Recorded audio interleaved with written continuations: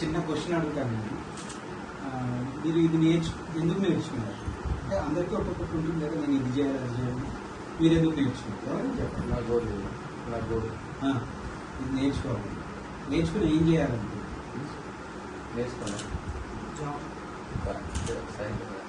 కొంచెం స్థాయికి వెళ్ళాలని, ఎడిటింగ్ అనేది ప్రతి ఒక్కరు తెలవాలండి. ఫిల్మ్ ఎడిటింగ్లో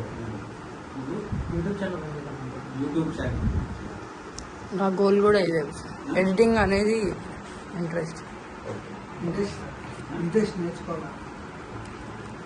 చెప్పండి. ప్యాషన్ అంటే ఏంటి? మా ఫ్రెండ్స్తో మనం ఫోటోలు తీసి వీడియోలు తీసి అలా ఏం చేయాలి, ఉద్యోగం కోసం చేస్తున్నారా, ఇక్కడ రకరకాల ఉంటుంది కాన్సెప్ట్. ఇప్పుడు మీకు అర్థమవుతుందా? Bearing digital. నేను ఐటీ ప్రొఫెషనల్. మా ఐటీ ప్రొఫెషన్లో ఒక చాలా పెద్ద ఫ్యాక్టర్ ఏంటంటే మార్కెటింగ్, సేల్స్, డిజిటల్ అడ్వర్టైజ్మెంట్స్.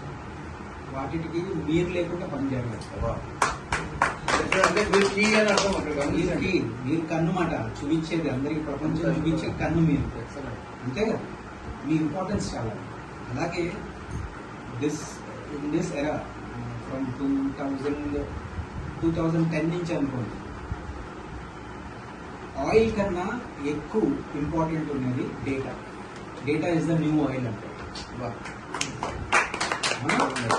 ఏ కంపెనీలో డేటా ఎక్కువ ఉందో వాళ్ళకి డబ్బులు ఎక్కువ వస్తాయి.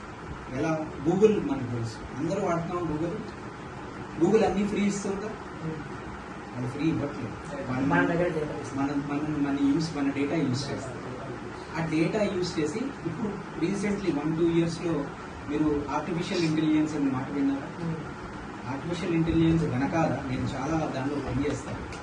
ఆర్టిఫిషియల్ ఇంటెలిజెన్స్ వెనకాల దాని రా మెటీరియల్ ఏంటి?